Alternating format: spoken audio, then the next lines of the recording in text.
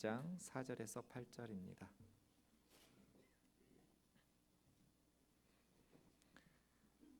요한은 아시아에 있는 7교회에 편지하노니 이제도 계시고 전에도 계셨고 장차 오실 이와 그 보좌 앞에 있는 7 영과 또 충성된 증인으로 죽은 자들 가운데에서 먼저 나시고 땅의 임금들의 머리가 되신 예수 그리스도로 말미암아 은혜와 평강이 너희에게 있기를 원하노라.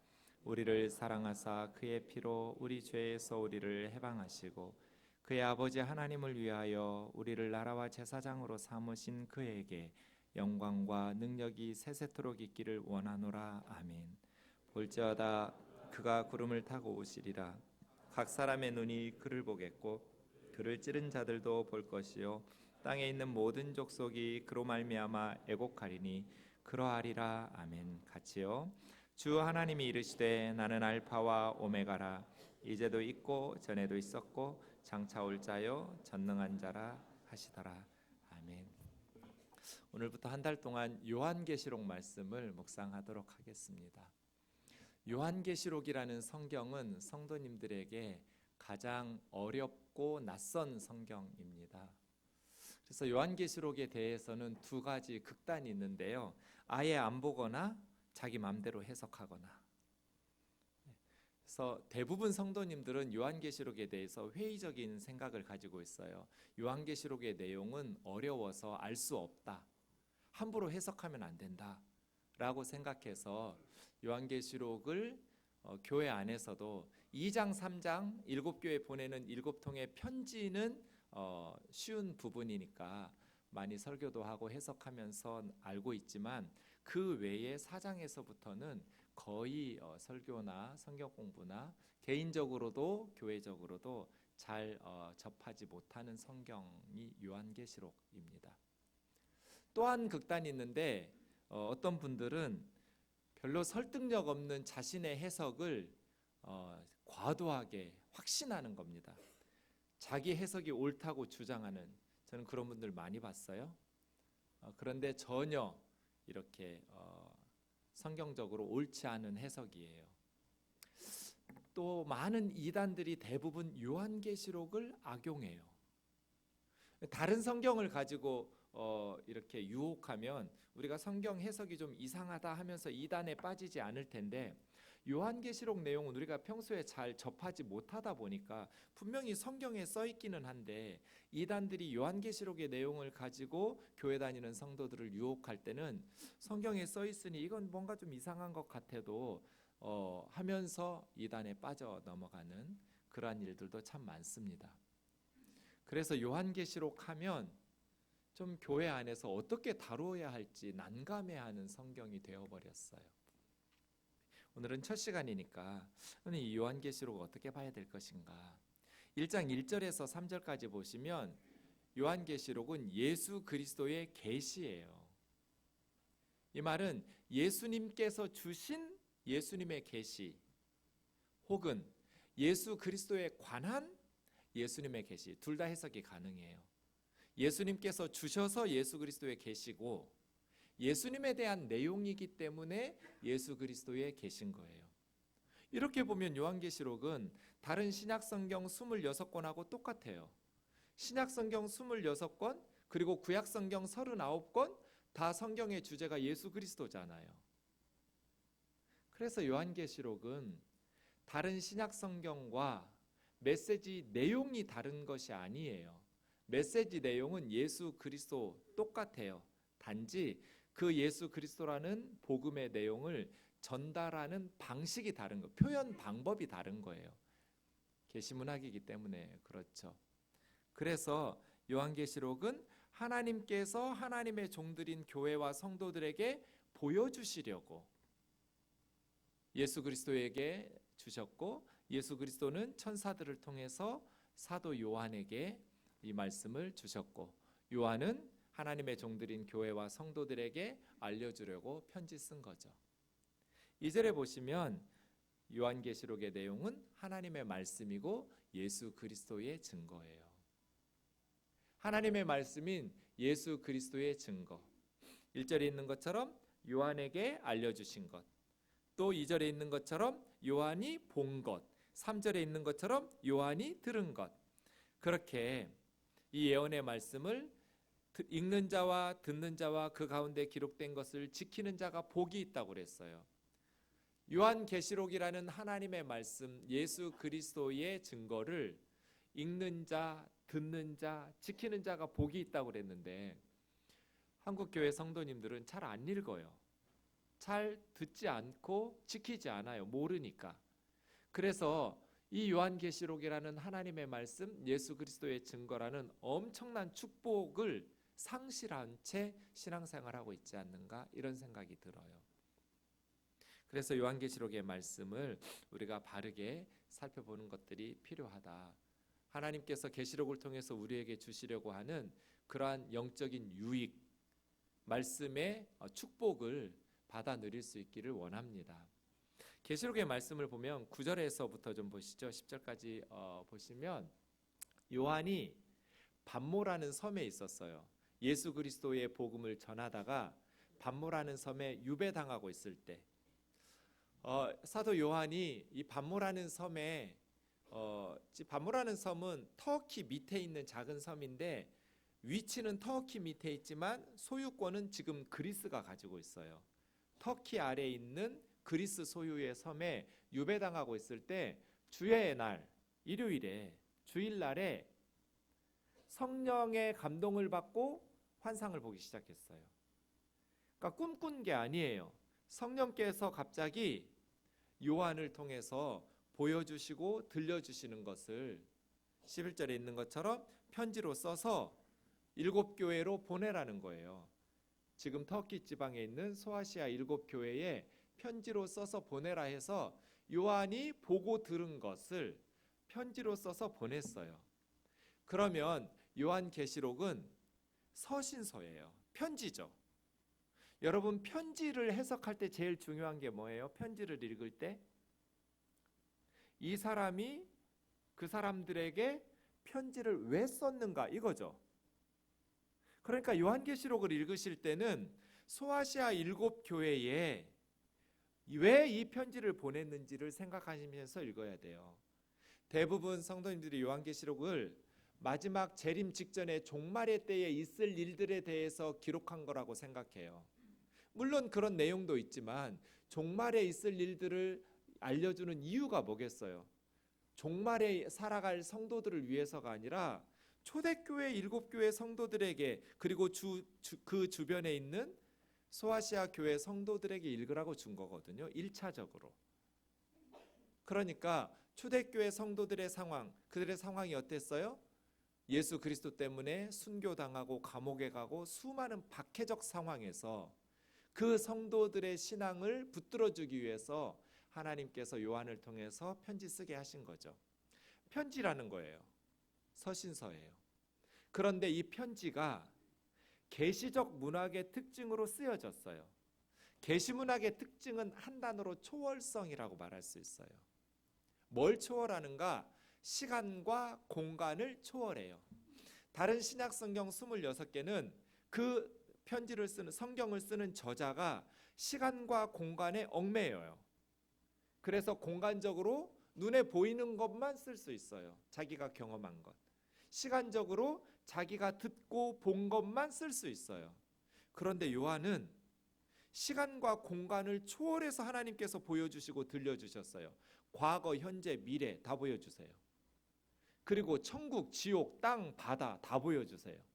그렇게 들려주세요. 그러니까 반모섬에 몸은 있지만 요한이 보고 들은 것은 하나님께서 성령 안에서 그에게 인도하는 대로 시간과 공간에 얽매이지 않고 초월적으로 돌아다니면서 보게 하셨어요. 그런 계시문학의 특징이에요. 그래서 항상 계시록을 읽으실 때는 지금 요한의 몸이 반모섬에 있지만 하나님께서 성령 안에서 그에게 보여주시고 들려주시는 것들을 편지로 써서 보냈다라는 생각을 하시면서 해석하시면 돼요. 계시문학은 꼭 해리포터나 반지의 제왕 같은 영화예요. 우리 아이가 유치원 다닐 어린 때 해리포터라는 영화가 처음 한국에 방영됐어요. 여기 교육문화회관 강당에서 그 영화를 보여준다고 해서 아내가 저한테 아들하고 가서 영화 좀 보고 오라고, 아이가 원하니까. 그래서 제가 해리포터라는 영화를 아들하고 둘이 봤어요. 그런데 저는 도무지 이해가 안 되는 거예요, 영화가. 이해가 안 되니까 재미도 없고, 그래서 계속 시계 언제 끝나나 언제 끝나나 허리는 아프고요. 근데 3시간을 하는 거예요, 영화를. 지루해 죽는 줄 알았어요. 그렇게 고문을 당하듯이 3시간 동안 깜깜한 데서 해리포터를 보고 나오는데 제가 너무 놀랐어요. 저희 아이에게 얘가 표정이 너무 흥분해 있는 거예요. 그래서 재밌었어? 네, 아빠. 아니, 너 저 영화가 이해가 돼? 네. 아니, 사람들이 빗자루 타고 날아다니면서 축구를 하는데 그게 말이 돼? 영화잖아요. 자기는 너무 재밌어서 중간에 화장실 가고 싶었는데 이걸 보려고 화장실도 안 가고 참았대요. 저는 그 아이의 말이 너무 충격적이었어요. 왜냐하면 제가 지적인 능력이 더 뛰어날 거잖아요. 근데 저는 이해가 안 되는데 아이는 그 장르를 이해하고 즐겁게 본 거잖아요. 창세기부터 요한계시록까지 공통점은 하나님의 말씀이다. 그런데 글 쓰는 방식인 장르가 달라요. 저는 해리포터를 마태복음 읽듯이 읽으려고 한 거예요. 그러니까 이해가 안 되고 재미도 없죠. 그런데 우리 아이는 해리포터를 요한계시록 읽듯이 본 거예요. 그러니까 이해도 되고 재밌고. 마태복음 읽듯이 요한복음 읽듯이 요한계시록을 읽으시면 무슨 말인지 이해도 안 되고, 그러니까 어렵고 재미도 없을 거예요. 그런데 이건 계시문학이잖아요. 반모섬에 있던 요한에게 하나님께서 보여주신 것, 들려주신 거잖아요. 뭘 보여주고 싶으셨는지, 무슨 이야기를 들려주고 싶으셨는지를 기억하면서 한 문장 한 문장 공부하듯이 성경 읽으면 돼요. 요한복음보다 요한계시록이 훨씬 쉬워요. 왜냐하면 말씀하시려는 메시지가 분명해요. 그리고 자세히 설명들을 잘해줘요. 그래서 요한계시록은 우리에게는 생소한 계시문학이라는 장르로 쓰여졌지만 사실은 조금만 관심 있게 읽기 시작하면 어떤 성경보다 쉬운 성경이에요. 더더군다나 우리 그리스도인들에게는 요한계시록이 익숙해야 돼요. 왜냐하면 우리 올 초에 에스겔 공부했잖아요. 구약의 선지서들 중에 계시문학이 많아요. 이사야, 에스겔, 다니엘, 스가랴. 사도 요한하고 똑같았잖아요. 하나님께서 보여주시는 대로 에스겔의 몸은 그발 강가에 있었지만 하나님께서 보여주시고 들려주시는 것은 몇천 킬로 떨어져 있는 예루살렘 성전, 예루살렘 정황들 다 보여주시고, 바벨론 그발 강가에 있는 사람에게 과거, 현재, 미래, 공간과 시간의 제약 없이 하나님 보여주시고 들려주시는 대로 쓴 게 에스겔서잖아요. 다 그런 건 아니지만 이렇게 구약의 선지서들 중에 묵시문학, 계시문학의 내용 부분들이 많아요. 그래서 유대인들에게, 크리스천들에게, 구약 성경을 읽고 있는 성도들에게는 익숙한 문학 장르예요, 요한계시록은. 그런데 유독 계시록만 보면 목회자들도 어려워하고 성도님들도 어려워하면서, 사실은 요한계시록은 그 어떤 성경보다 생동감 있게 우리에게 가르쳐줘요. 왜냐하면 다른 신약 성경의 저자들은 시간과 공간의 제약이 있어서 자기가 알고 있는 것, 경험한 것밖에 성령 안에서 쓸 수 없어요. 그런데 요한은 시간과 공간을 초월해 버렸어요. 하나님의 은혜 안에서. 하나님이 보여주시고 들려주시는 게 과거, 현재, 미래, 하늘, 땅, 바다, 지옥 다 보여줘요. 그러니까 그 어떤 성경보다 우리에게 생동감 있게 예수 그리스도의 복음을 전해줘요. 요한계시록을 읽으면 너무 신나요. 요한계시록을 읽었는데 해리포터 영화를 보고 나온 아빠의 모습처럼 계시록을 읽었다면 성경 잘못 읽은 거예요. 해리포터라는 영화를 보고 나온 유치원생 아들의 모습처럼 요한계시록을 읽었다면 제대로 읽은 거예요. 요한계시록은 너무너무 생동감 있게 우리에게 예수 믿는 것이 얼마나 큰 축복인지, 왜 예수 그리스도를 목숨을 바쳐서라도 끝까지 믿어야 되는지, 교회가 얼마나 영광스러운지, 하나님의 사랑이 얼마나 많은지.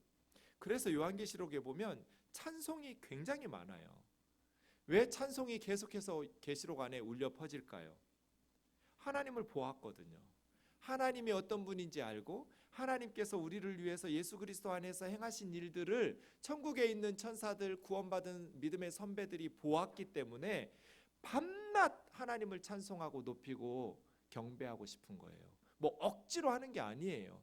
멈출 수 없는 찬송, 하나님의 구원의 감격, 하나님의 놀라우신 그 사랑을 경험했던, 그것을 깨달은 믿음의 선배들이 천상에서 밤낮 하나님의 은혜와 사랑을 노래하고 있어요. 요한계시록은 그렇게 우리에게 생동감 있게 하나님의 복음, 예수 그리스도의 사랑을 전해주는 너무너무 값진 성경이에요. 그런데 이 성경을 교회에서 외면하고 있어요. 그래서 두 가지 피해를 봐요. 첫 번째는 이단들에게 성도들을 빼앗겨요. 그리고 두 번째는 계시록의 말씀을 읽는 자와 듣는 자와 지키는 자가 복이 있다고 하나님 말씀하셨는데, 이 계시록을 통해서 우리의 신앙과 삶에 유익을 주시려는 이 영적인 유익, 하나님의 놀라운 선물을 맛보지 못해요. 이런 계시록을 외면하는 그리스도인들, 교회의 모습들이 과연 얼마나 영적으로 큰 유익을 잃어버리고 있는지를 기억한다면, 우리가 다시 요한계시록의 말씀들을 가까이 하면서 읽고 듣고 또 그 가운데 말씀들을 지켜 행하는 그러한 교회가 되기를 원합니다. 4절부터 오늘 본문이 제가 볼 때는 요한계시록의 전형적인 부분이에요. 계시록의 핵심적인 메시지예요. 우선 4절이요. 인사말하고 있거든요. 요한은 아시아에 있는 7 교회에 편지하노니, 질문이요. 누군지 말씀해 보세요. 이제도 계시고 전에도 계셨고 장차 오실 이 누구세요? 다시요. 이제도 계시고 전에도 계셨고 장차 오실 분 누구예요? 그의 보좌 앞에 있는 7 영, 이분은 누구예요? 점점 조용해지고 있어요. 여러분 신나게 대답하실 분이 나왔어요. 또 충성된 증인으로 죽은 자들 가운데서 먼저 나시고 땅의 임금들의 머리가 되신 분, 이분은 누구예요? 예, 써놨죠. 예수 그리스도라고. 네. 그 예수 그리스도로 말미암아 은혜와 평강이 너희에게 있기를 원하노라. 지금 인사하고 있잖아요. 편지니까.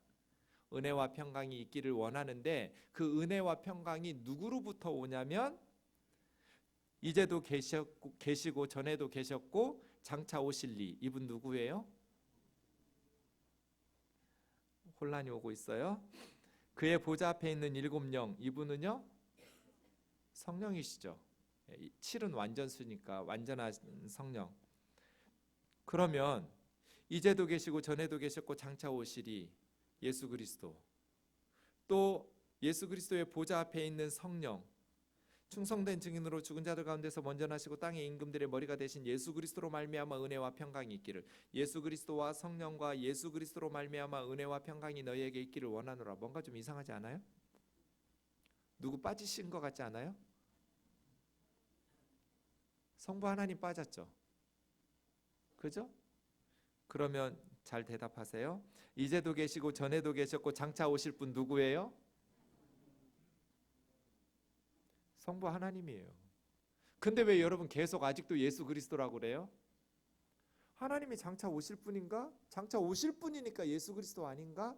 라고 생각하는 거예요. 하나님은 지금도 계시고 전에도 계셨고 장차 오실 거예요. 8절 보세요.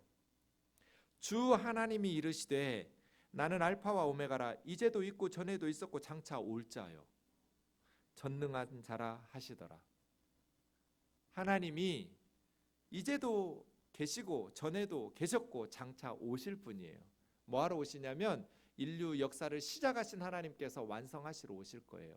예수 그리스도와 함께 예수 그리스도 안에서 삼위일체를 우리가 다 알 수 없지만, 그래서 4절에 이제도 계시고, 단순히 존재하시는 거 아니에요. 지금도 하나님이 계시는 것은 역사의 주인이시고 만왕의 왕이시란 뜻이에요. 이 세상은 트럼프나 아베나 문재인이나 김정은이나 시진핑이 다스리는 게 아니에요. 지금도 계시고 전에도 계셨고 장차 오셔서 인류의 역사를 완성하실 하나님, 그분 안에서, 또 하나님의 보좌 앞에 있는 일곱 영이신 성령 안에서, 그리고 충성된 증인으로 진리를 위해서 십자가의 생명을 바치신 뿐 아니라 죽은 자들 가운데에서 먼저 부활하셔서 살아나신, 그리고 땅의 임금들의 머리가 되셔서 이 세상의 권세자들의 주관자가 되시는 예수 그리스도로 말미암아 성부 하나님, 성령 하나님, 성자 예수님으로부터 삼위일체 하나님의 은혜 안에서 너희에게 은혜와 평강이 있기를 원하노라 하고 인사하는 거예요. 여러분, 저와 여러분의 삶 속에 가장 큰 선물은 은혜와 평강이에요. 은혜로운, 은혜 있는 신앙생활 하기를 주의 이름으로 축원합니다. 은혜 없는 신앙생활은 최고의 불행이에요. 교회는 다니는데 은혜가 없어. 그럼 죽을 맛이에요. 예배에 은혜가 없어. 설교를 듣는데 은혜가 안 돼. 너무 괴로워요.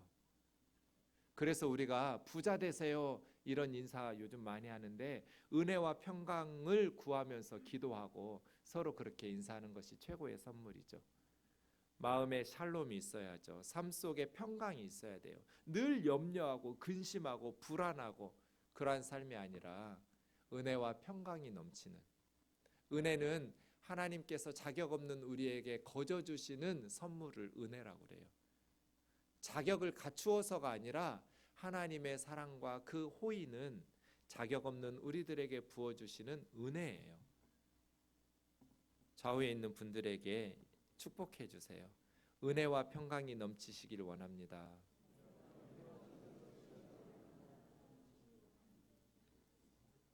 네. 혹시 미운 사람이 있으면 은혜 없는 신앙생활 하시기 바랍니다. 그건 죽으라는 거예요. 우리에게 필요한 것, 하나님과 성령님과 예수 그리스도로부터 임하는 은혜, 그리고 하나님과 성령님과 예수 그리스도 안에서 주어지는 샬롬, 평강, 그 은혜와 평강이 우리의 마음을 다스릴 수 있기를 원합니다. 5절 하반절에서부터는 기독교가 무엇인가, 성경에서 이야기하고픈 메시지 내용이 다 응축되어 있어요. 네 가지를 이야기하고 있는데요. 첫 번째는 우리를 사랑하사, 두 번째는 그의 피로, 세 번째는 우리를 죄에서 해방하시고 그 아버지 하나님을 위하여 나라와 제사장으로 삼으심, 그리고 네 번째는 영광과 능력이 세세토록 예수 그리스도에게 있을지어다 하는 찬송. 이 네 요소로 이루어져 있는데요.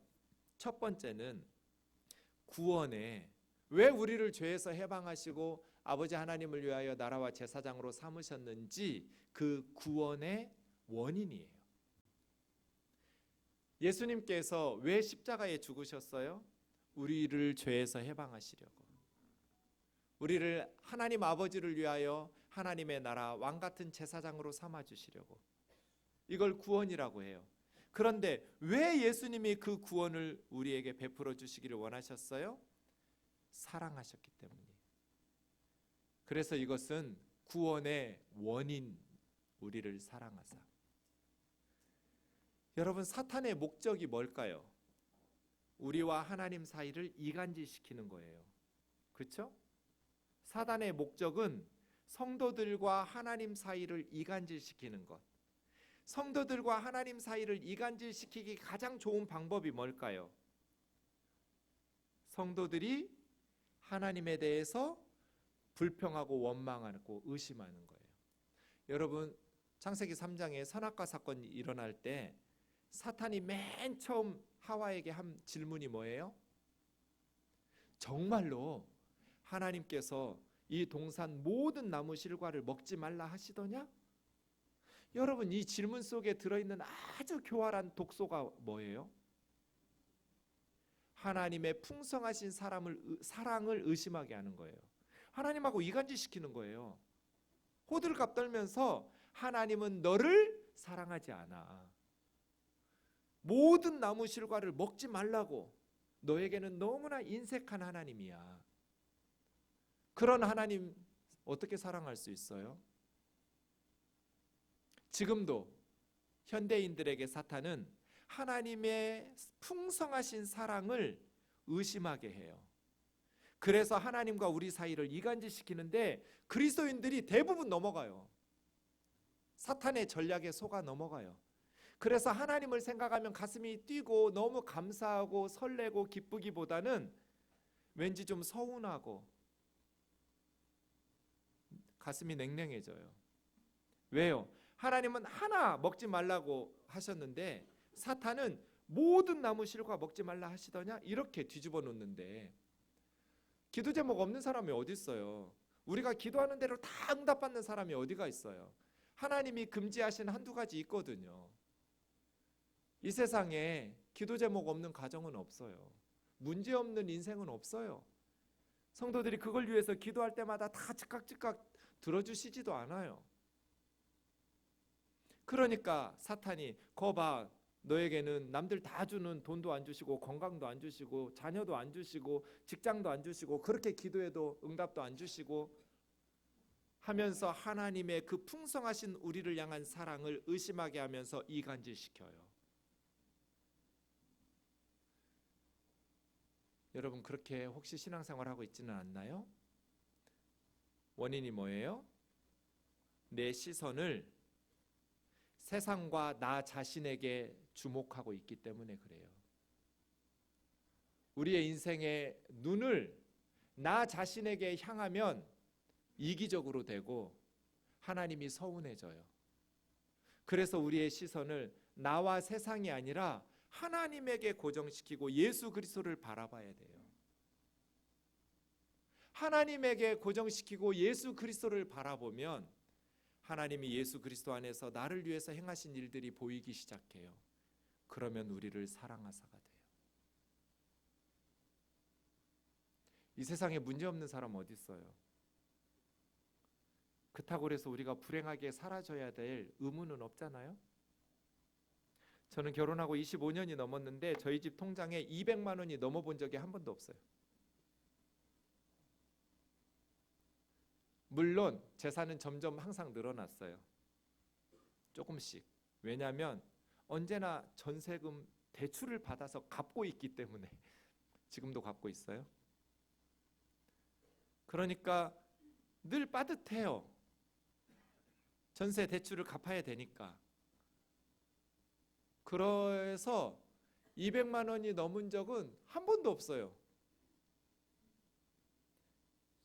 그리고 저는 늘 아파요.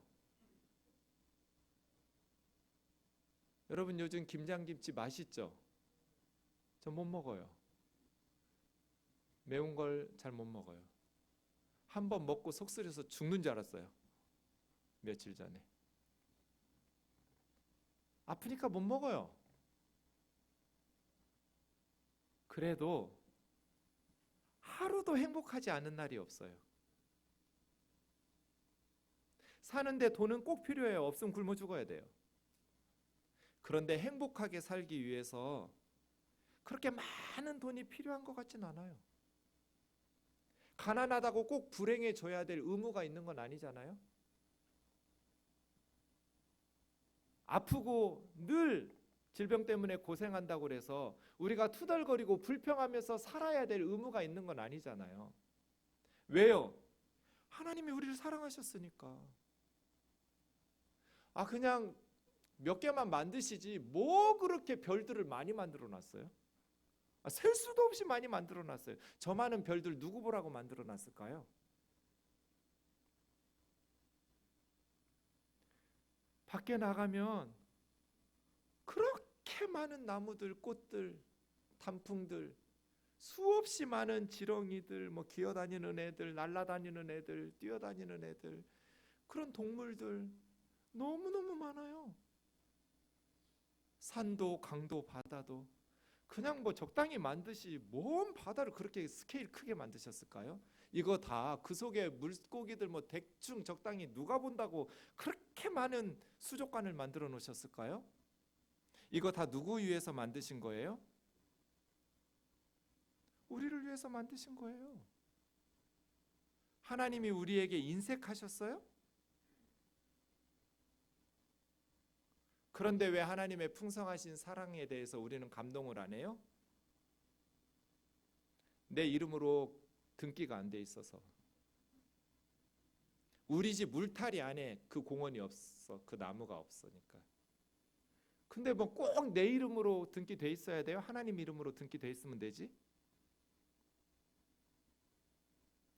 사탄은 계속해서 우리에게 하나님과의 관계를 파괴시켜요. 그런데 그리스도인들이 사탄의 음성에 귀를 기울이고 속아 넘어가요. 그래서 이 아름다운 인생을, 찬란한 인생을 행복하게 살지를 못해요. 여러분, 이 땅에서의 삶이 얼마나 값지냐면, 아무리 천국에서 우리가 하나님을 수준 높게 예배하고 경배해도 이 세상에서의 신앙생활은 다시는 할 수 없어요. 보지 않고 믿는 믿음은 불가능해요. 천국에서는. 천국에서의 우리의 순종과 찬양과 예배가 지금 우리보다 훨씬 수준 높겠죠. 완벽하니까요. 죄가 없어요. 찌꺼기와 불순물이 없어요. 그에 비해서 이 땅에서의 우리의 예배와 신앙생활은 늘 불순물과 찌꺼기가 들어있어요. 넘어지고 자빠지고 허물이 많아요. 그럼에도 불구하고 저는 어떤 의미에서 천국에서보다 지금 이 땅에서 우리의 삶이 훨씬 더 가치 있다. 왜냐하면 천국에서는 절대로 할 수 없는, 보지 않고 하나님을 믿을 수 있어요. 천국은 눈물이 없어요. 죄도 없어요. 슬픈 일이 없어요. 그런데 이 땅에서는 눈물이 많아요. 슬픔이 많아요. 깨어지고 상해요. 그럼에도 불구하고 세상 사람들 다 불평하고 원망하고 투덜거리고 분노하고 짜증낼 때 그냥 우리를 사랑하사 그의 피로 우리를 죄에서 해방시켜 주시고 아버지 하나님을 위하여 나라와 제사장으로 삼아주신 그 하나님의 은혜를 깨달았기 때문에 평생도록 찬송하고 감사하면서 사는 삶이 가능해요. 이 땅에서. 이 땅에서의 삶이 길지 않아요. 저와 여러분의 남은 인생 얼마 안 돼요. 그 남은 삶 동안에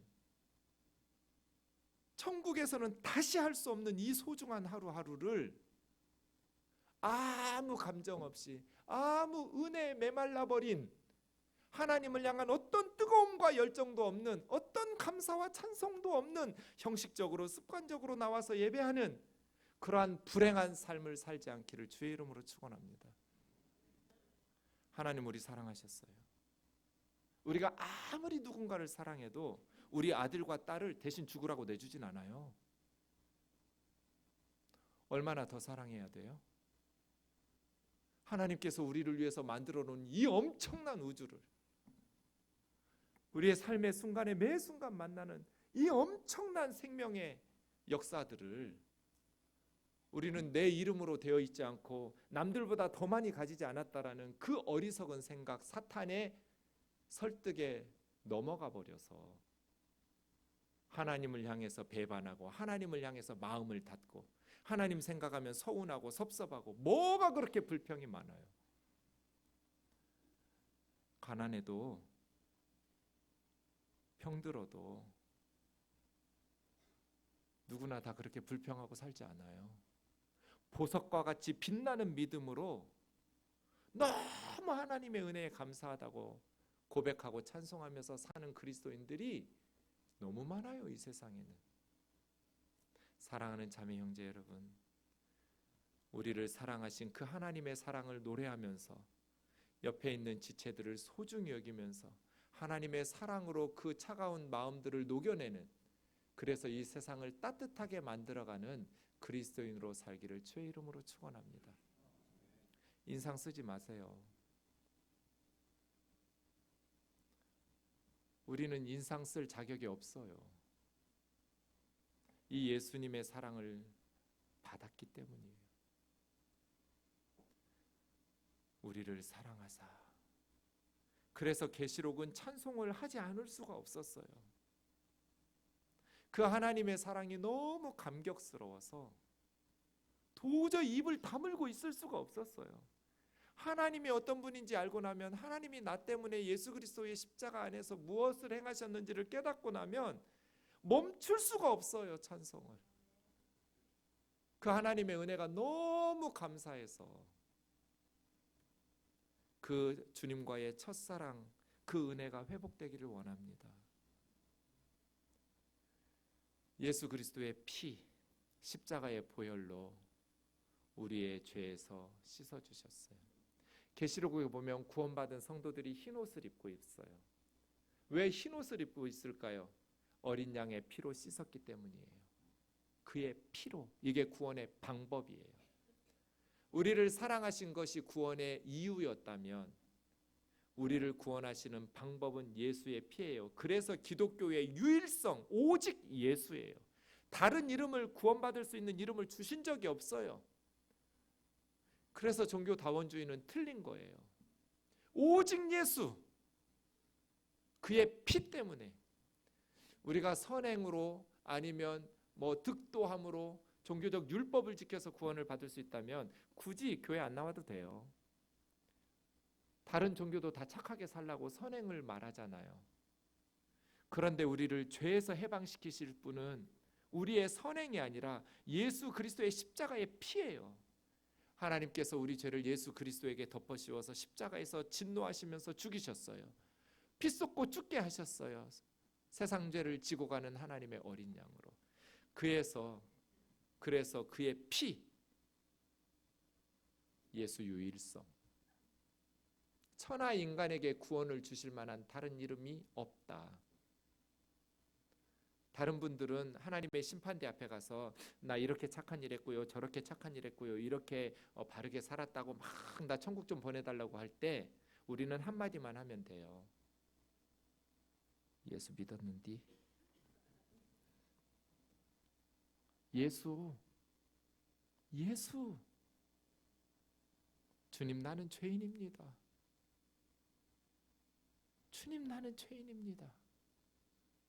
그런데 제가 하나님의 약속의 말씀 붙잡고 예수 믿었습니다. 한마디면 돼요. 우리의 구원은 나의 의로움 선행이 아니라 그의 피기 때문이에요. 우리는 예수 그리스도의 십자가의 피로 모든 더러운 죄를 씻어서 흰옷을 입어요.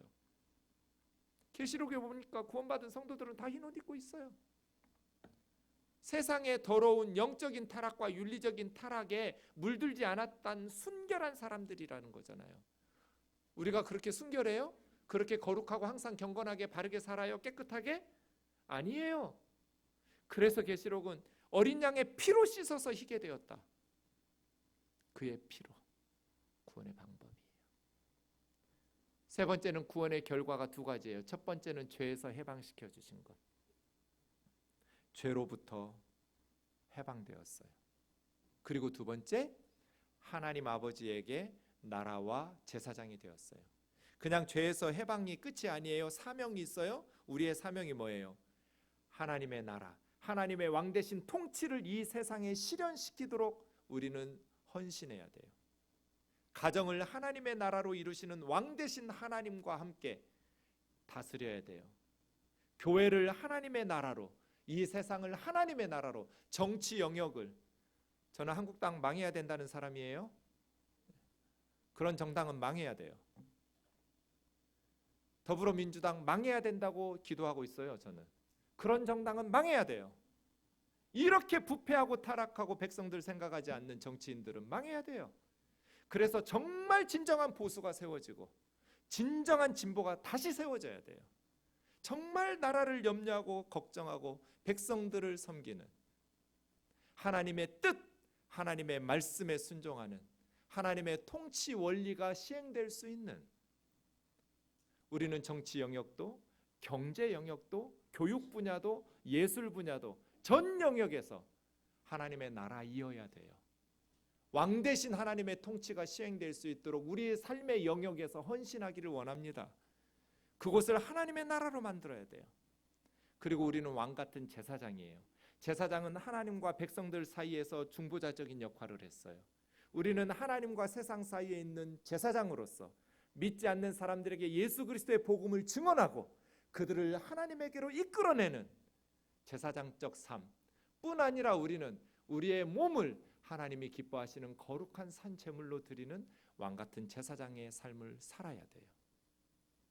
우리를 죄에서 해방시켜 주시고, 그래서 하나님의 진노와 심판에서 면하게 해주시고 둘째 불못의 해, 둘째 사망의 해를 당하지 않게 해주신 우리 구원받은 성도들은 이 땅에서도 앞으로 영원히 아버지 하나님을 위해서 왕같은 제사장으로 하나님의 나라와 제사장으로서의 사명을 감당해야 돼요. 이것이 그의 피로 우리를 구원해 주신 하나님의 은혜에 보답하는 거예요. 마지막 네 번째, 그렇게 되니까 예수 그리스도에게 영광과 능력을 세세토록 영원히 있기를. 이건 찬송과 예배가. 존 스타트 책에 보니까 어느 교회 예배들에 가면 장례식장에 온 것 같다.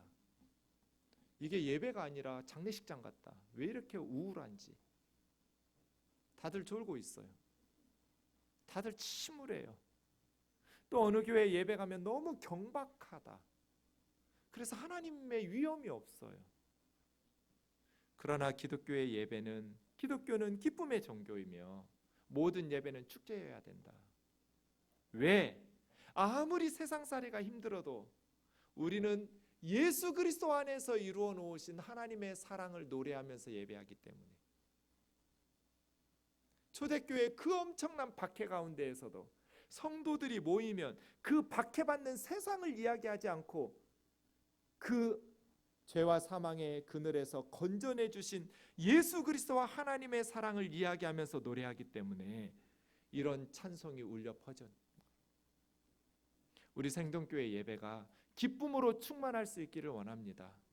세상에서 우리가 하는 일들이 때로는 형통해서 열매 맺기도 하고 때로는 그렇게 수고하고 노력함에도 불구하고 실패하고 좌절하고 낙심하기도 하지만 삶의 모든 순간에 우리를 사랑하신 예수 그리스도 안에서 그의 피로 우리를 하나님의 자녀로 삼아주신 하나님의 은혜 안에서 예수 그리스도를 향한 찬송이 끊임없이 울려 퍼질 수 있는 교회가 되기를 원합니다.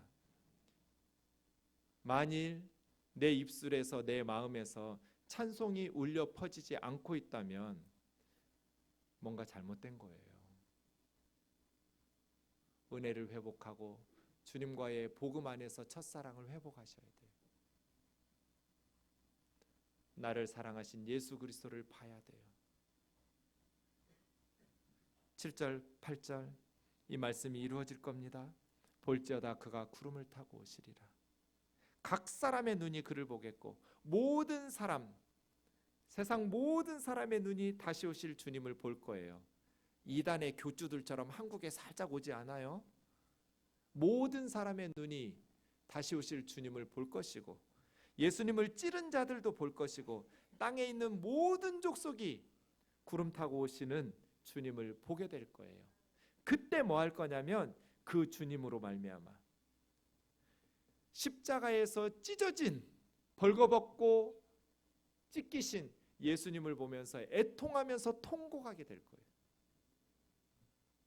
진정한 회개는 나 때문에 십자가에서 고통받으신 예수 그리스도를 보게 될 때 해요. 예수 그리스도를 바라보게 될 때 세상 모든 사람들이 애곡을 할 거예요. 우리를 위해서 주님이 저렇게 죽으셨구나. 내 죄 때문에 우리 예수님이 저렇게 벌거벗고 십자가에서 죽으셨구나. 찔림 받았구나를 깨닫게 될 때 경악을 하면서 세상 모든 사람들이 애통하면서 통곡을 할 거예요. 주님의 재림의 날에는 하나님께서 모든 사람들에게 진실을 밝히시면서 예수 그리스도를 깨우쳐 주시고 회개의 심령을 부어 주셔서 애곡하는, 그래서 후회하게 될 거예요. 예수 믿지 않은 사람들이 내가 왜 저 예수님을 외면했던가. 사랑하는 자매 형제 여러분, 우리 주 예수 그리스도 앞에서 이 복음의 메인바 되어서 평생도록 감사하고, 세상살이 아무리 힘들고 어려워도 예수님의 이 사랑, 예수님의 구원, 예수님의 이 은혜 안에서 평생토록 기뻐할 수 있는 저와 여러분 되기를 주의 이름으로 축원합니다. 찬양하고 기도하겠습니다.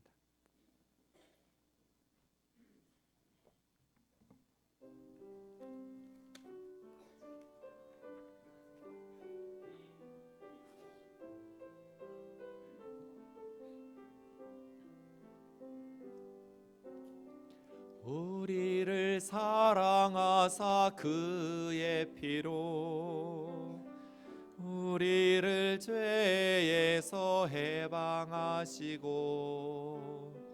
아버지 하나님을 위하여 우리를 나라와 제사장으로 삼으신 주, 다시 한번요. 우리를 사랑하사 그의 피로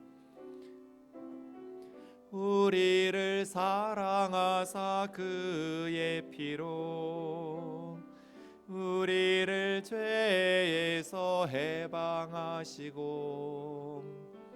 아버지 하나님을 위하여 우리를 나라와 제사장으로 삼으신 주, 영광과 능력에 세세토록 있기를 원하노라. 영광과 능력에 세세토록 있기를 원하노라. 영광과 능력에 세세토록 있기를 원하노라. 볼지어다 주가 구름 타고 오시리라. 형제님들만이여 우리를 사랑하사 그의 피로 우리를 죄에서 해방하시고 아버지 하나님을 위하여 우리를 나라와 제사장으로 삼으신 주, 자매님들만이여 우리를 사랑하사 그의 피로 우리를 사랑하사 그의 피로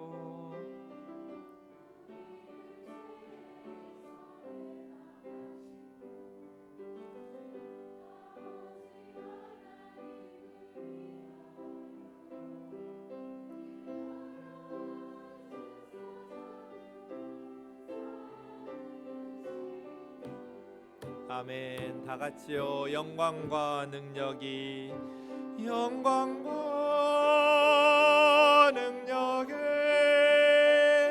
세세토록 있기를 원하노라. 영광과 능력에 세세토록 있기를 원하노라. 영광과 능력에 세세토록 있기를 원하노라.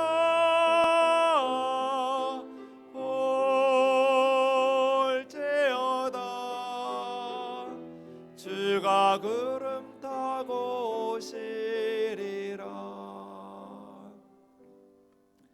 천국에 갔을 때 부자로 살지 못한 거 별로 아쉬울 것 같지 않아요. 막 박사로 살지 못한 것도 그렇게 아쉬울 것 같진 않아요. 그런데 그 소중한 이 땅에서의 삶을 그 하나님의 풍성하신 사랑에 깨닫지도 못하고 늘 불평하고 짜증내고 무덤덤하게 냉랭하게 그렇게 산 건 정말 후회할 것 같아요. 하나님이 예수님까지 십자가에 내어주셨음에도 불구하고 감사할 줄 모르고 불평만 하다가 그냥 그저 그렇게 살다 간 거는 천국에서 절대로 다시 못 하거든요. 이 세상에서의 삶을. 그건 진짜 후회할 것 같아요. 남은 나의 인생을 어떻게 살아야 될까? 완전한 교회 어디 있어요? 지상의 교회는 다 문제 있어요. 완전한 목사 어디 있어요?